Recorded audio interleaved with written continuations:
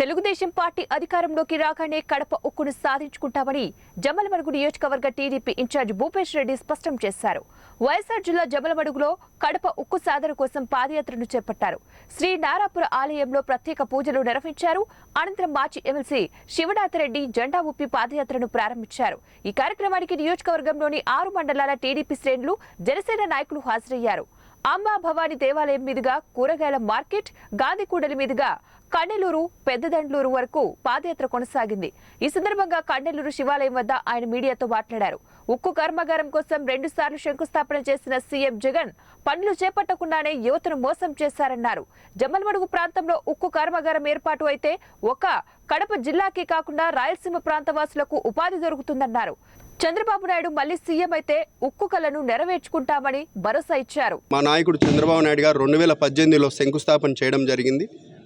కానీ ఆ రోజు జగన్మోహన్ రెడ్డి గారు 6 నెలల ముందు శంకుస్థాపన చేస్తే ఎలక్షన్స్కి ముందు ఇది ఎలక్షన్ స్టంట్ అని చెప్పి ఎగతాళి చేయడం, తక్కువ చేసి మాట్లాడడం కూడా జరిగింది. కానీ ఈరోజు జగన్మోహన్ రెడ్డి గారు 5 ఏళ్ళ టైం పూర్తి కావస్తుంది ముఖ్యమంత్రి అయ్యి కూడా 2019 డిసెంబర్లో ఆయన శంకుస్థాపన చేయడం కూడా జరిగింది. జగన్మోహన్ రెడ్డి గారు ఇంతవరకు ఒక్క ఉద్యోగం కూడా ఇవ్వలేదు. చాలా బాధాకరం.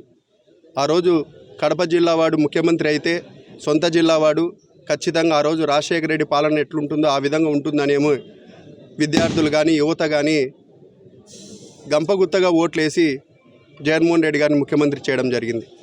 కానీ జగన్మోహన్ రెడ్డి గారు ఉద్యోగ అవకాశాల మీద కానీ, జాబ్ క్యాలెండర్ల మీద కానీ ఏదైతే హామీలు ఇచ్చినారో ఎలక్షన్ మేనిఫెస్టోలో ఒక్కటి కూడా నెరవేర్చలేదని కూడా ఈ 5 ఏళ్లలో మీ అందరికీ తెలియదు.